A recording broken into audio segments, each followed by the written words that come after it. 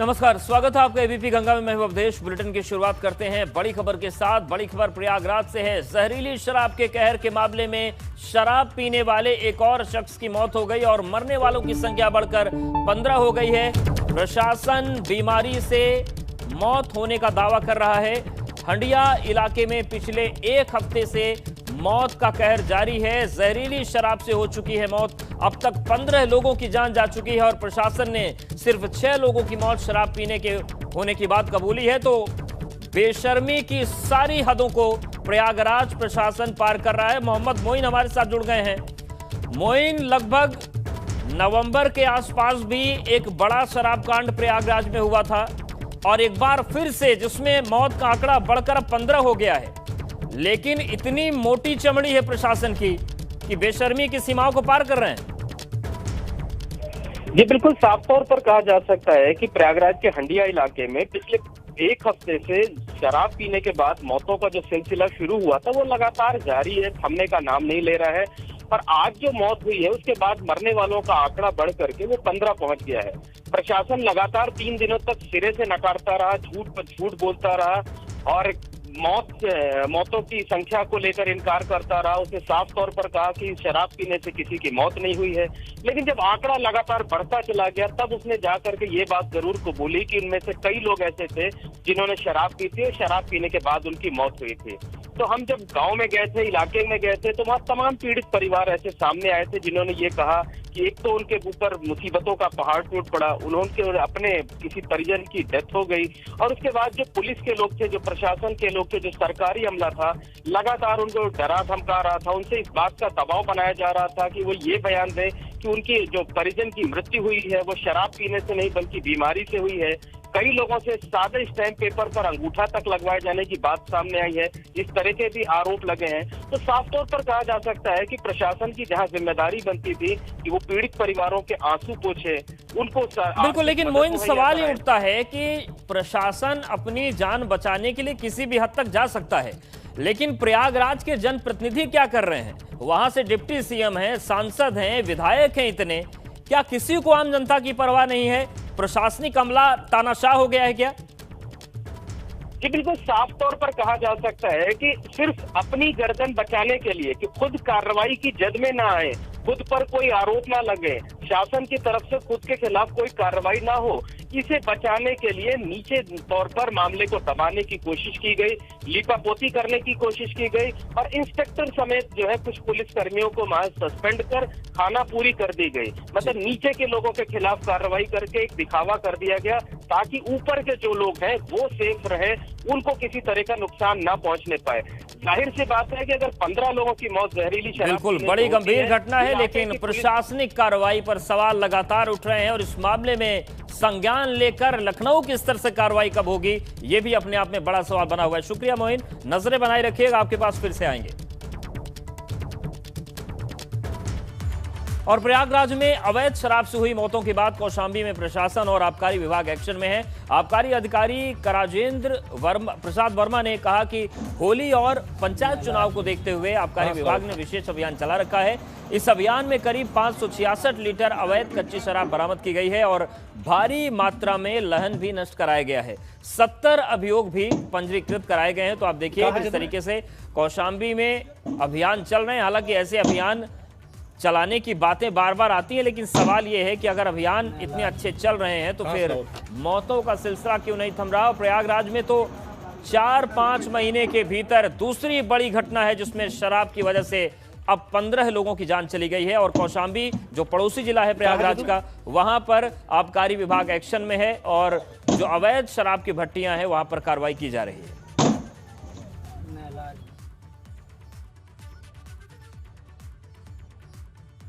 Team का गठन करके विशेष अभियान चलाया शराब के खिलाफ। इस हेतु जो है डीएम जिलाधिकारी महोदय से हम लोगों ने टीम का गठन कराया और कराने के बाद में उस टीम में जो है जिलाधिकारी, उप जिलाधिकारी महोदय, सीओ महोदय और हमारे आबकारी निरीक्षक की टीमें बनाई गई और टीमों ने जो है कार्रवाई की है। 1 तारीख से 15 तारीख तक 409 छापे मार करके 70 अभियोग दर्ज किए गए और 566 लीटर शराब पकड़ी गई है, जिसमें 9,100 किलोग्राम लहन जो है नष्ट की गई है। देश भर में कोरोना का कहर लगातार जारी है। कोरोना के मरीज आज फिर से बढ़े हैं। बीते 24 घंटे में 40,000 से ज्यादा मरीज आए हैं और कोरोना के पिछले 24 घंटे में 188 लोगों की मौत हुई कोरोना से। 24 घंटे में इलाज के बाद 23,000 से ज्यादा मरीज ठीक हुए हैं। तो सतर्क रहने की जरूरत है। 11 मार्च वो तारीख थी जब लगभग 10,000 आंकड़ा था, लेकिन अब 10 दिन में ये आंकड़ा 40,000 बढ़ गया है। तो ऐसे में ये पता चल रहा है कि कोरोना की रफ्तार, संक्रमण की रफ्तार तेजी के साथ बढ़ गई है। बीते 24 घंटे में 188 लोगों की जान गई है। हालांकि जो उत्तर प्रदेश के तमाम जिले हैं वहां पर इसको लेकर एक्शन शुरू हो गया है। लखनऊ में मास्क अनिवार्य कर दिया गया एक बार फिर से। हालांकि यह अनिवार्यता थी, लेकिन लोग लापरवाह हो गए थे और पूरे उत्तर प्रदेश को हाई अलर्ट में रखा गया है। तो कोरोना के मरीज फिर से बढ़े हैं और अब रोज का आंकड़ा 40,953 यानी कि 41,000 हो चुका है। देश भर में 24 घंटे में लगभग 41,000 नए मामले सामने आए हैं। तो 24 घंटे में 23,000 लोग ठीक हुए, लेकिन 188 लोगों ने कोरोना के चलते दम तोड़ा। देश भर में कोरोना का कहर जारी है और मरीजों की संख्या तेजी से बढ़ रही है। 24 घंटे में 40,000 का आंकड़ा कोरोना संक्रमण ने पार कर लिया है।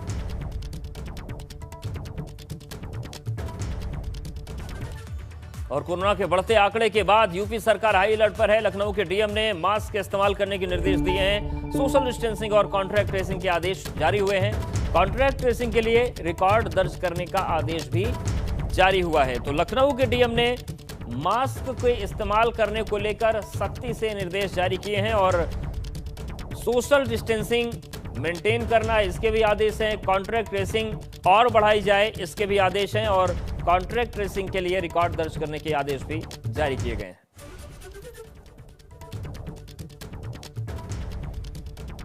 तो कोरोना के आंकड़े लगातार बढ़ रहे हैं, तेजी से बढ़ रहे हैं और खतरा बढ़ रहा है।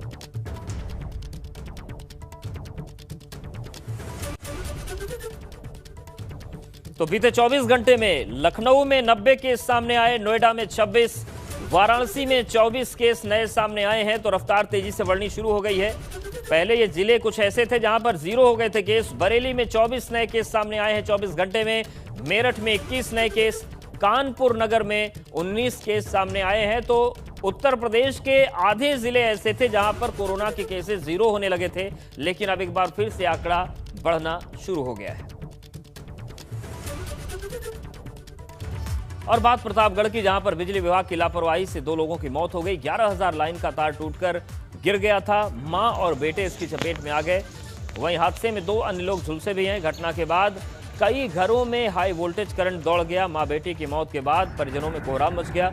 मौके पर पहुंची पुलिस ने शव को कब्जे में लेकर पोस्टमार्टम के लिए भिजवाया है। तो प्रतापगढ़ के थाना जेठवाड़ा क्षेत्र की यह घटना है, जहां पर 11,000 वोल्ट की जो लाइन थी वो गिरी और उसकी चपेट में मां बेटे आ गए। 2 अन्य लोग झुलसे।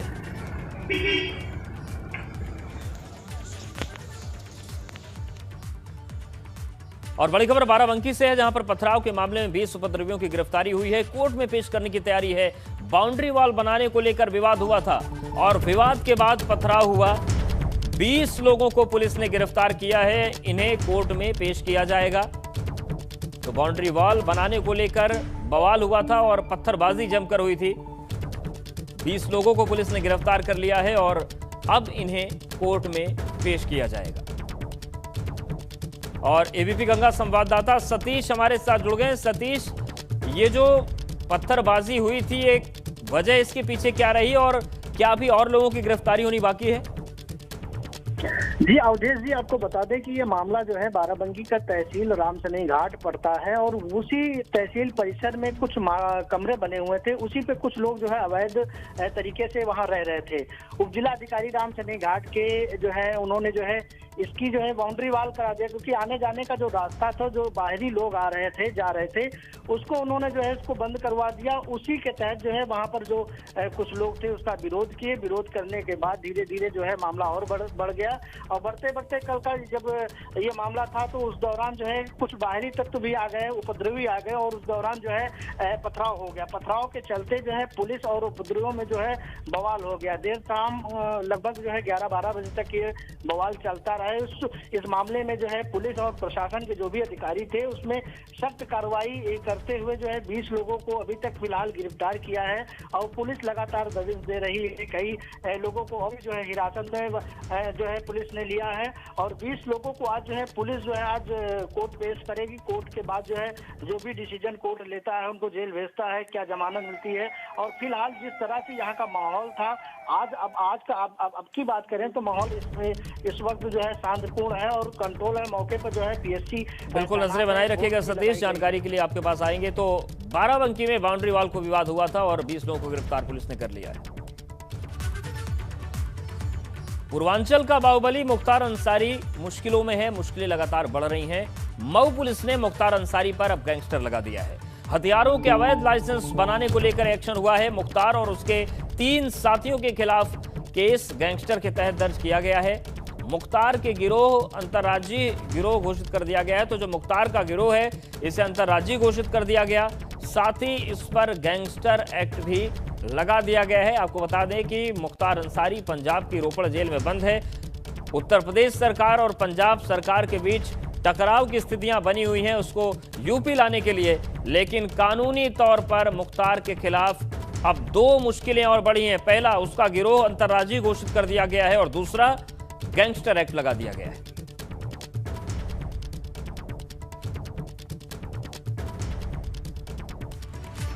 आज से 3 दिनों के गोरखपुर दौरे पर सीएम योगी हैं और गोरखपुर को सीएम योगी आदित्यनाथ सौगात देंगे। नाथ पंथ पर संगोष्ठी में सीएम योगी शामिल होंगे। अर्न बाय लर्न योजना का सीएम लोकार्पण भी करेंगे। 500 छात्रों को योजना से रोजगार मिलेगा। संगोष्ठी के उद्घाटन समारोह में 3 योजनाओं का लोकार्पण होना है। सोविनियर शॉप और बिजनेस इंक्यूबेटर सेल का भी मुख्यमंत्री लोकार्पण करेंगे। तो छात्रों को रोजगार से जोड़ा जाएगा। इसके साथ ही साथ बिजनेस को बढ़ावा देने के लिए बिजनेस इंक्यूबेटर सेल और सोविनियर शॉप का उद्घाटन होगा। साथ ही नाथ संप्रदाय पर संगोष्ठी होनी है, उसका भी मुख्यमंत्री शुभारंभ करेंगे। तो आज से गोरखपुर दौरे पर सीएम योगी हैं। 3 दिनों का दौरा है। अंतर्राष्ट्रीय संगोष्ठी का शुभारंभ करेंगे। नाथ पंथ और वैश्विक जो स्थितियां उस पर बात होगी। चीफ गेस्ट केंद्रीय मंत्री रमेश पोखरियाल निशंक होंगे। Special guest professor DP Singh. अंतर्राष्ट्रीय संगोष्ठी का शुभारंभ होगा और संगोष्ठी का विषय नाथ पंथ है। चीफ गेस्ट केंद्रीय मंत्री डॉक्टर रमेश पोखरियाल निशंक होंगे।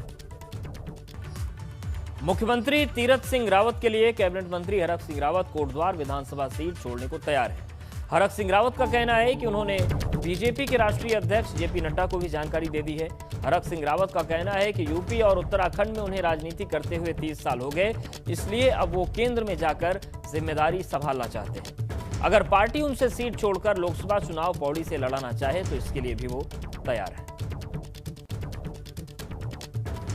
तो हरक सिंह रावत, जिन्हें वन पर्यावरण मंत्रालय मिला है, स्किल डेवलपमेंट मिला है तीरथ सिंह रावत की सरकार में, वो तीरथ सिंह रावत के लिए उपचुनाव में कोटद्वार सीट छोड़ने के लिए तैयार हैं और उनका कहना है कि 30 साल से वो राजनीति में उत्तराखंड के वो केंद्र में काम करना चाहते हैं। पार्टी उचित समझे तो कोटद्वार से तीरथ करा दें। और आप समझते हो मुझे सांसद के लिए अगर आपको लगता है कि मुझे सांसद का चुनाव लड़ाया जा सकता है तो आप मैंने ये पार्टी के सामने एक प्रस्ताव अपनी भावनाओं को रख दिया है। उन्होंने माननीय अध्यक्ष जी ने, नड्डा जी ने मुझसे कहा कि आपके इस विचार को पार्टी विचार करेगी। हरक सिंह रावत ने कहा है कि उन्होंने राष्ट्रीय अध्यक्ष से बात कर ली इस बारे में और पार्टी विचार करेगी।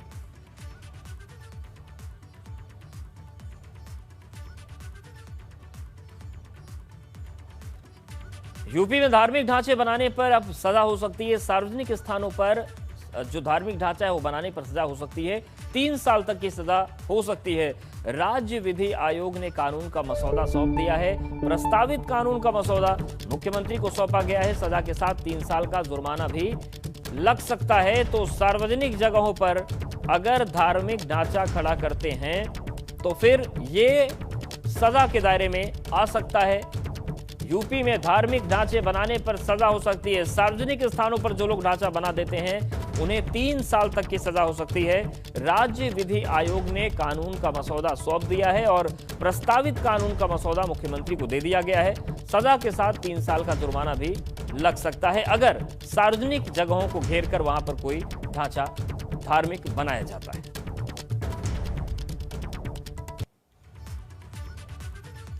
तो राज्य विधि आयोग ने मुख्यमंत्री को कानून का मसौदा सौंपा है। अब देखने वाली बात होगी कि सरकार इस पर क्या विचार करती है, इसे कानून बनाने पर क्या आगे फैसला हो सकता है। लेकिन जो मसौदा बना है उसके मुताबिक अगर सार्वजनिक जगहों पर धार्मिक ढांचा बनाया जाता है तो वो सजा के दायरे में होगा।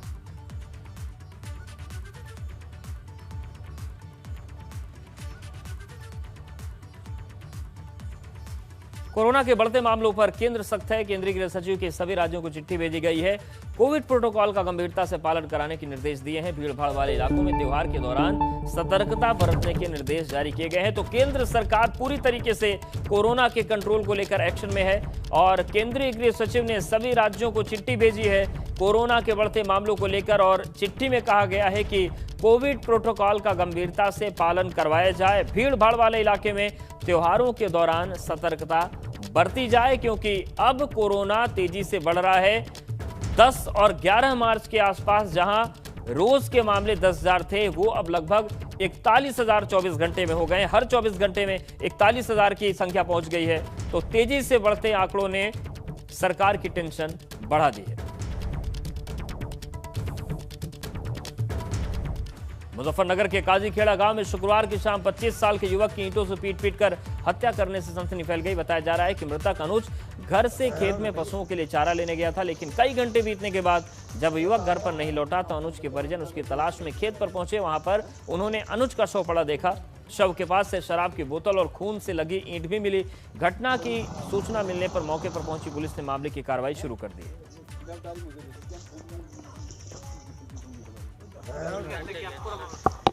तितावी थाना क्षेत्र के गांव काजीखेड़ा में अनुज नाम के एक युवक की डेड बॉडी मिली है।